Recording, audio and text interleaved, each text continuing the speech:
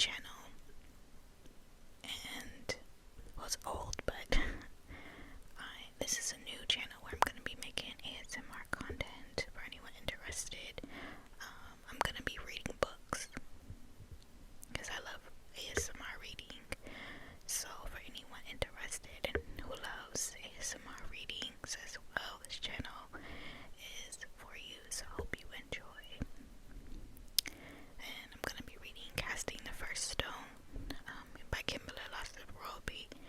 She's a great author, so I do strongly recommend her books. This is the Reverend Curtis Black series, book 1, that I'm going to be reading.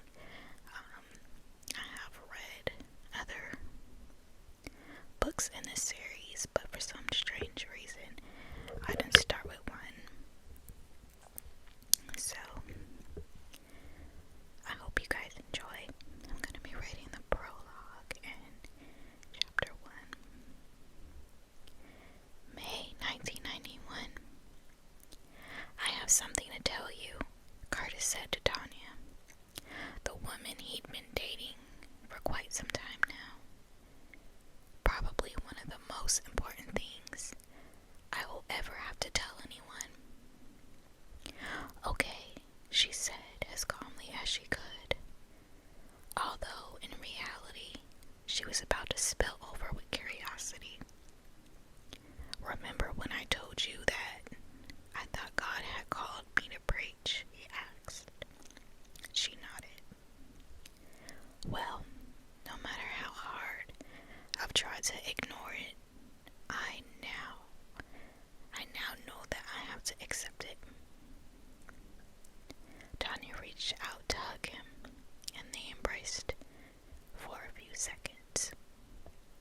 I'm really, really happy for you, because I know you've been struggling with this for some time now, she said. I always knew it was the right thing for me to do, but I guess I was sort of hesitant because I didn't want to do anything that would disappoint God. This is a serious commitment, and I didn't want to accept my calling until I was sure I could be faithful to the pulpit. I know it's not going to be easy, but Tanya, I really do believe that I can make a difference in a lot of people's lives. Honey, I know you can, and you will. So, as long as you continue to follow God, and you always remember to put Him first. My vision is so great, and what I want more than anything is to encourage people to live their lives in the right way, and to teach them the Word of God so that they truly understand it, so that they know what it takes to be rewarded with eternal life. His words were powerful, and Tanya felt a sense of serenity just listening to him. She'd known for the last couple of years that Curtis was destined to be one of God's leaders. He'd always been a decent person, and not once could she ever remember him wanting to party with his friends or do any of the things that most college men seem to enjoy doing. He was different, and that was the main reason she'd been so attracted to him. He was so respectful and straight-laced, if you will,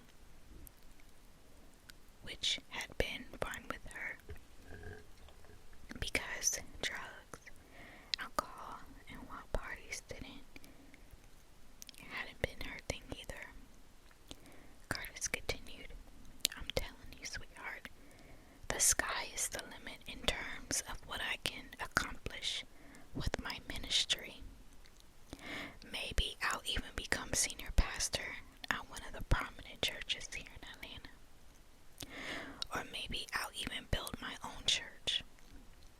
But more than anything, you know what I would eventually like to do? What's that? Become an evangelist so that I can make my ministry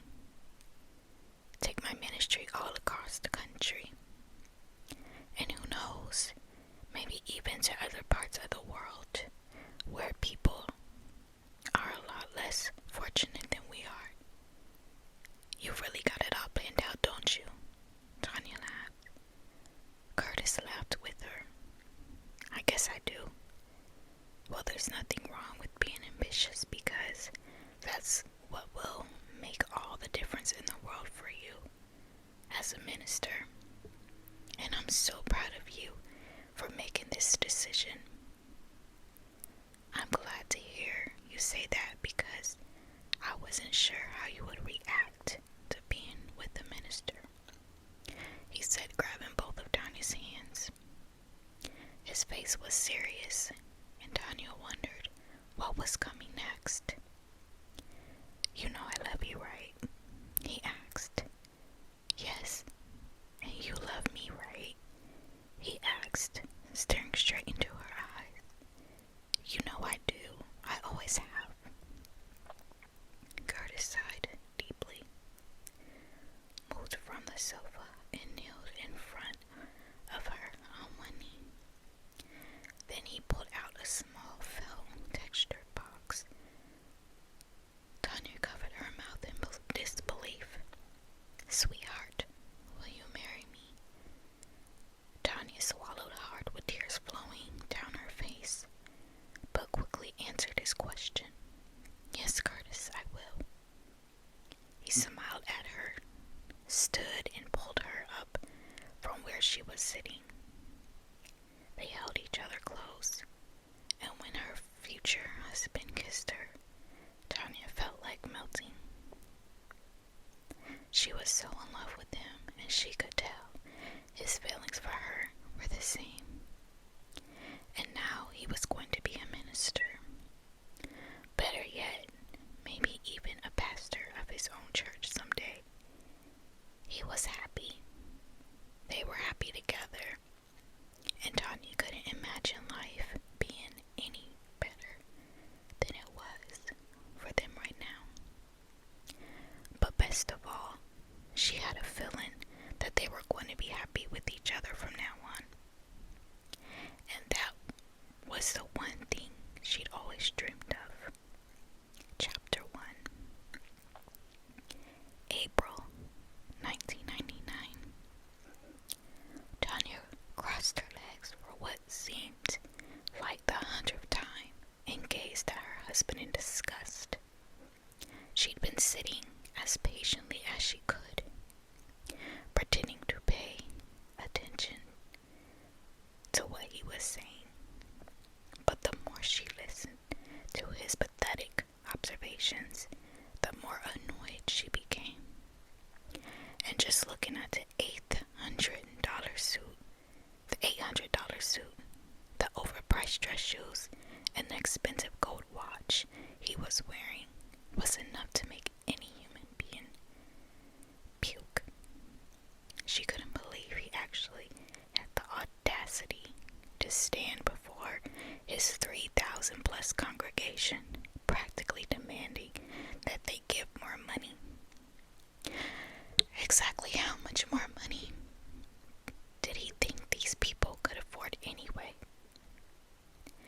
The majority of them were already obeying God's word by paying 10% of their weekly incomes to the church, and to suggest that they should be giving anything more than that was simply ridiculous. That is, unless there was a reason for it, an important reason, such as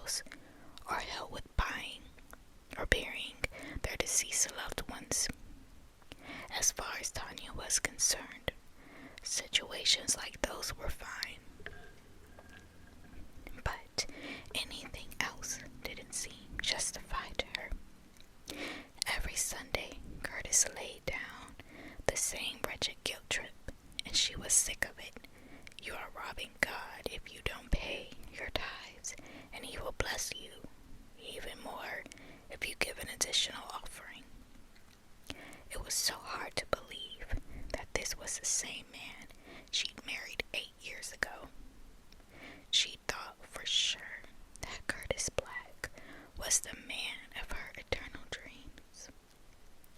He was intelligent, responsible, attractive, and without a doubt the most spiritually grounded man she'd ever made acquaintance with.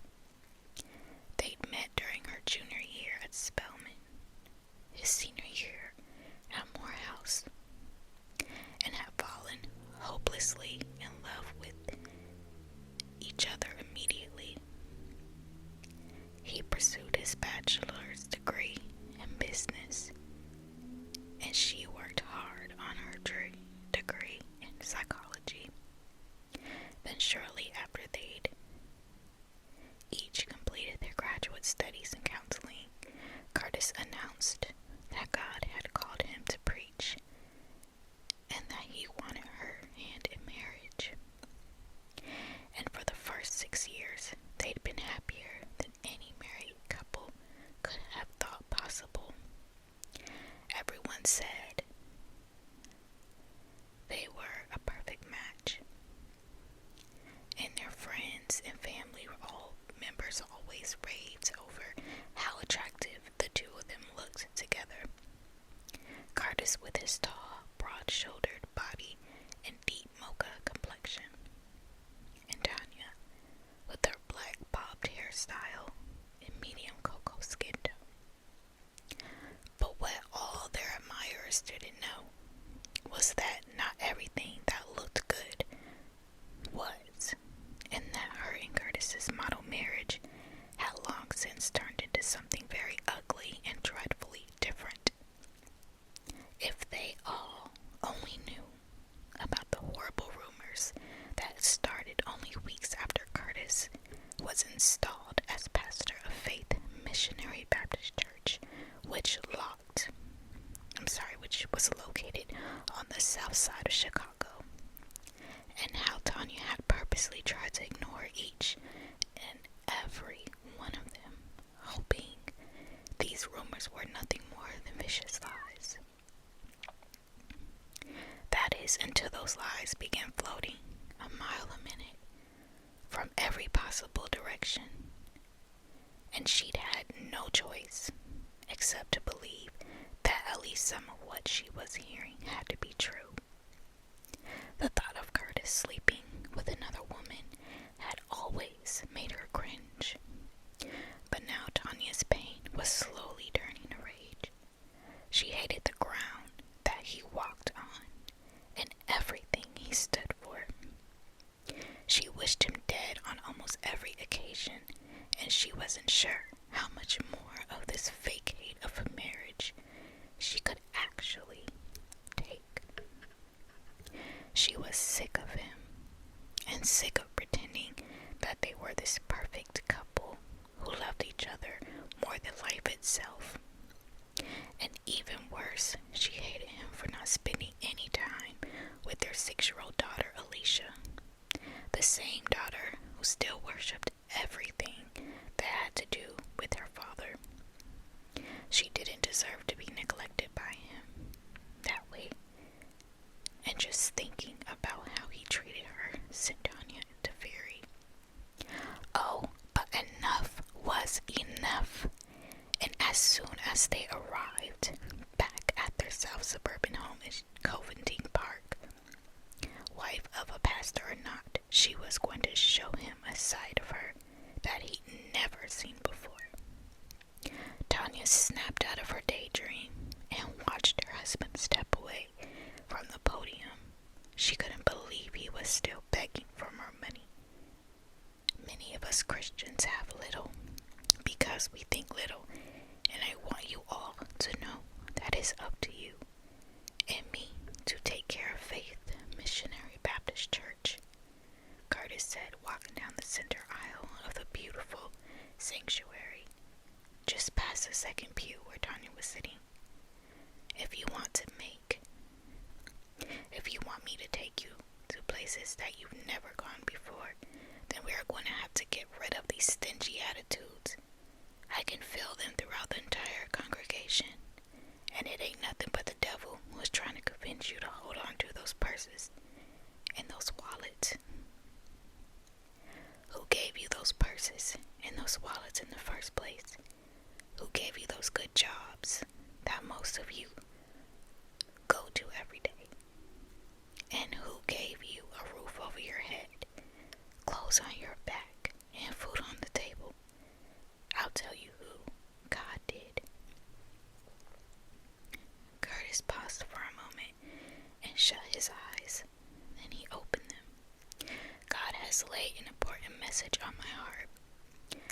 wants me to ask every adult who is here right now to give an extra $20 this morning. Tanya noticed some of the members looking around at each other. Some even whispered to the person sitting next to them. And it was obvious that most of them were sick and tired of dealing with this same old Jim Jones, Jim Baker, Jimmy Swaggart, need more money sort of mentality. She couldn't help but wonder just how far Curtis was actually willing to go when it came to getting what he wanted from these innocent people. But the more she thought about it, the more she realized that her husband really didn't have any limitations when it came to anything. And that was the one thing that frightened her the most. Right after the black family changed out of their Sunday go-to attire, they each sat down at the kitchen table to eat the barbecued rib dinners they picked up on the way home from church. Usually they sat in the dining room for Sunday dinners, but sometimes when they ordered takeout, they ate in the kitchen instead. "So baby girl," Curtis said to his daughter, "did you enjoy service today?" "Yes, you preached really good. I mean, really, Daddy. Really well," she said, smiling. Tanya smiled too, but only to pacify Alicia. "And you sounded excellent yourself when you led the song today," he complimented her. Alicia was a member of the children's choir. She beamed. "Thanks." Now Curtis looked at Tanya. "What about you, baby? Did you enjoy the service?" "It was fine," she said, trying to keep her composure because she didn't know how much longer she'd be able to control herself. "The spirit really was moving through church today, wasn't it?" he continued. "Yeah, I guess it was," she answered. "Mom," Alicia said, "can I go next door to Lisa's?" "I guess, but if they're in the middle of eating dinner, I want you to come right back home." "I'll bet they already ate because they get out of church way earlier than we do," Alicia offered. Tanya thought everybody got out of church earlier than they did. She didn't know a lot of African American Catholics, but their next door neighbors never missed Mass on any week she could think of, and they were always home before noon every Sunday. "Okay, but make sure you wash your hands before you go," Tanya instructed. Alicia did what her mother told her, and then left the house in a hurry. However, as soon as Alicia had barely passed through the front doorway, Tanya lit into Curtis like a mad woman. "You know, Curtis, I don't know who you think you are, but you are not God's gift to this earth," she said, shoving the wooden chair that she was sitting on up to the table as hard as she could. She tried to calm herself during the drive home, and then again when they first started eating dinner, but now she felt like she was going to explode. Curtis frowned. "What are you talking about?" "You know exactly what the hell I'm talking about." "No, I don't, and I'd appreciate it if you wouldn't use that kind of language in my house," Curtis said, spooning up and helping a peach cobbler. Tanya glared at him and wanted to slap that dessert right down his throat. "What do you mean, your house?" she asked, folding her arms, staring at him.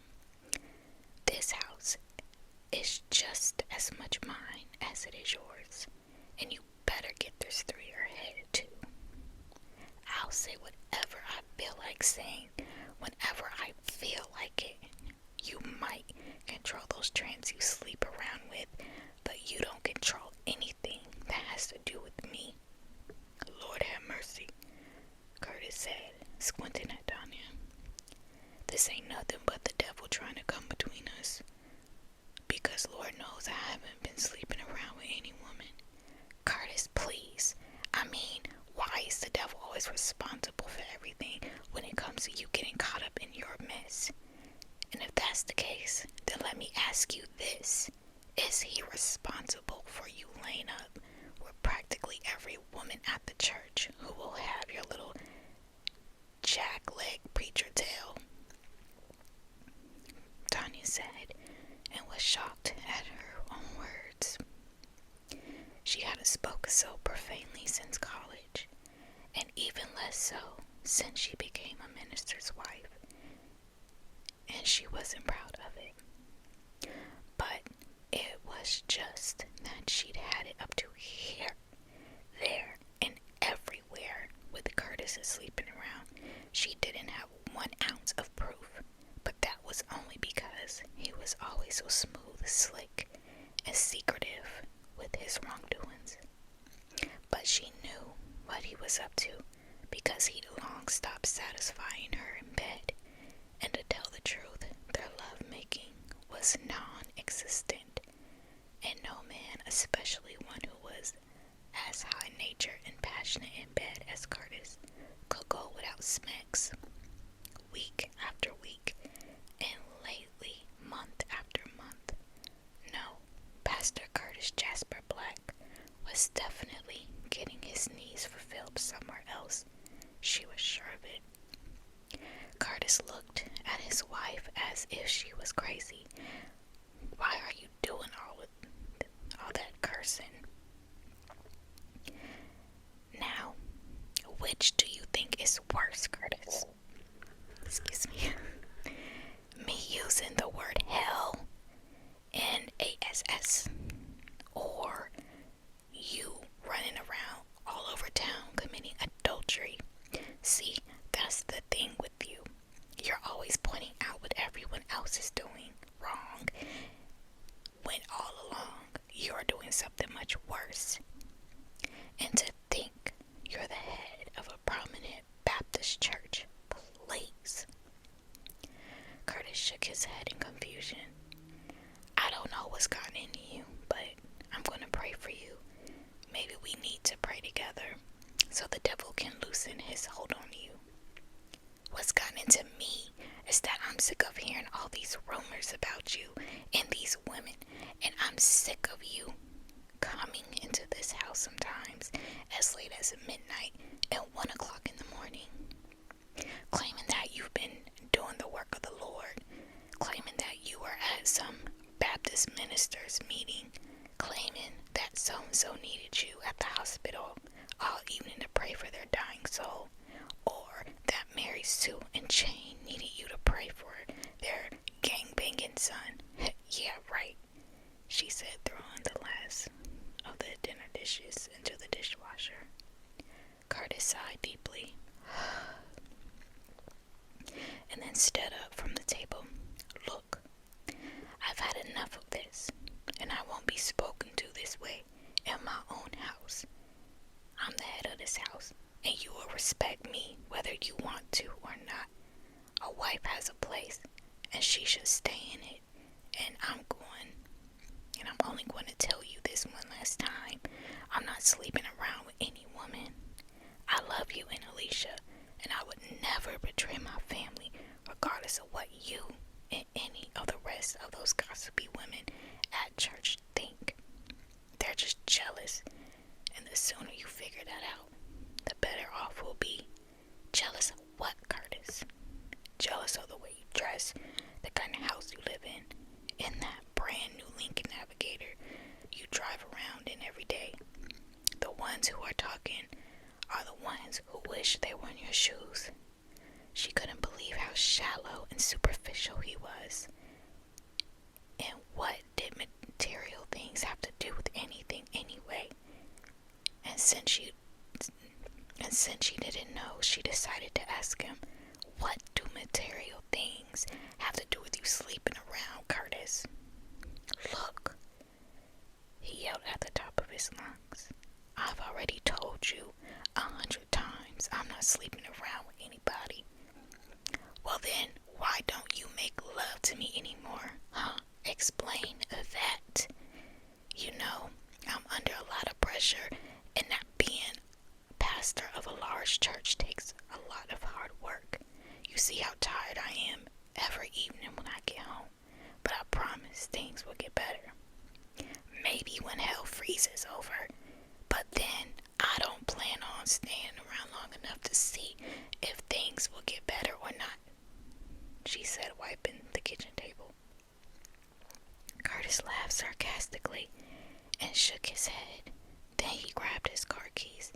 I'm out of here, and I hope the devil has turned you loose by the time I get back, because I really don't want to hear any more of these paranoid accusations. As he turned to walk out of the kitchen, Tanya threw a wet dishcloth at him and hit him in the back of his head. Sorry. See, that's why I'm never here. And for the record, maybe I don't make love to you anymore because all you do is nag, and it really turns me off. If you were being the faithful husband that you're supposed to be, then I wouldn't have anything to nag about. And on top of that, what about Alicia? You hardly spend any time with her. And I'm sick of you neglecting her the way you do, Tanya said, and wanted to cry her eyes out, partly because of how Curtis was ignoring their daughter, but mostly because he'd actually admitted that she turned him off sexually. Alicia knows how much I love her, and she also knows how busy I am with church business. As a matter of fact, she seems to understand that more than you do, and you're my wife. She's only a child, Curtis, and she'll believe anything you tell her because you're her father. But I'm not 6 years old like her, and I know for a fact that there isn't that much church business going on anywhere. Whatever, Tanya, he said, and opened the door leading to the garage. Where are you going?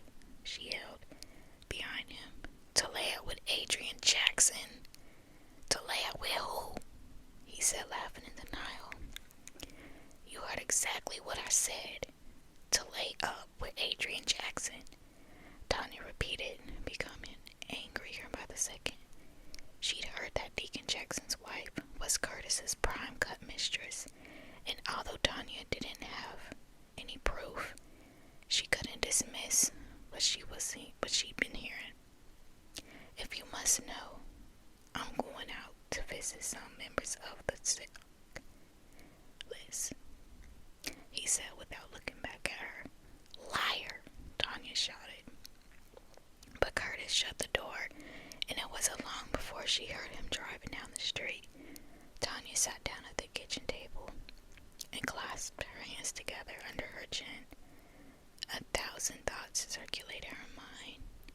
A part of her wanted to believe that her marriage had a chance, but things were so awful between her and Curtis that she was starting to seriously doubt it. He didn't seem to care about her at all anymore, and it had gotten to the place where he found any and every excuse in the book to spend time away from her and Alicia. She was so tired, and even though she was angry, she was hurt. And she was ashamed of the way she had spoken to him. He deserved every bit of it, but that wasn't her usual way of handling things. Her parents hadn't raised her that way, but as of late, she hadn't been able to control the way she felt, much less the things she said. Not to mention the violent and conniving thoughts she'd been having. The kind of thoughts that were totally against any and everything she believed in. She'd been sure that marrying a minister would guarantee her complete happiness, because it certainly had for her Aunt Margaret in Memphis. But now she knew that not every minister was sincere, and some were merely playing with God. She regretted ever going out on a first As a matter of fact, the only positive thing she gotten out of this whole ordeal was her sweet little innocent Alicia. And as much as she wanted to divorce Curtis, she knew she had her daughter to consider. She didn't know how much longer she could sleep in the same bed with Curtis, but she knew she had an obligation as a mother, which meant she had no choice except to continue living a life of complete turmoil until Alicia turned 18, which unfortunately wasn't going to be for another 12 years from now. Tanya grunted at her last thought and then heard the phone ringing. She glanced up at the caller ID and saw that it was Curtis calling from his cell phone. She wasn't in the mood for any more arguing, and she definitely didn't want to hear any more of Curtis's lies, but she reached and picked up the phone anyway. "What?" she said in a nonchalant tone of voice. "Tanya, look, I'm really sorry for arguing with you, and I'm even sorrier for not spending any quality time with you and Alicia. But I'm telling you, from this day forward, things are going to be different," he said, pausing, "because you sound like you're ready to divorce me, and that's not what I want." Tanya listened, but she was leery, especially since faith missionaries' bylaws specifically stated that in order for a minister to keep his position as a pastor of the church, he had to be married. So she couldn't help but wonder if that was his real reason for calling. The real reason he was sounding like he was in beg mode, a mode that the Reverend Curtis Black never thought he needed to shift into for anyone. She switched the phone from one ear to the other, but didn't say anything. "I know you're upset," he continued, "but we can work this out. I'll be home in a couple of hours or so, and we can talk then, alright? I don't know that talking is really going to change anything, because it's not like you can take back what you've been doing. Tanya, I'm telling you, no matter what you've been hearing, I'm not messing around with other women. I admit that I have purposely tried to find things to do just so I wouldn't have to spend so much time at home. But that's only because you and I have been having so much arguments. But for the millionth time, I would never sleep with another woman. You and I took vows before God, and I have a commitment to Him, you, and our daughter." Tanya said, rolling her eyes toward the ceiling in disbelief.